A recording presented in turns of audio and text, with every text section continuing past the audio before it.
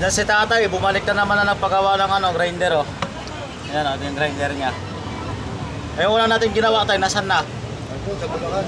Sa Bulacan na. Pabalik-balik si tatay dito, customer natin dito yan. Palaging nagpapagawa.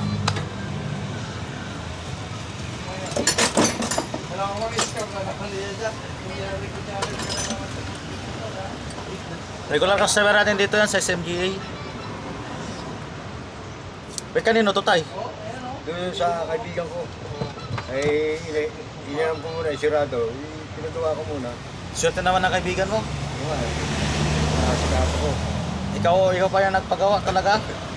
Wala kasi yung sarili kong grinder nandun sa Bulacan. Ay, iniwan ko ron. Kasi may trabaho rin ako ron.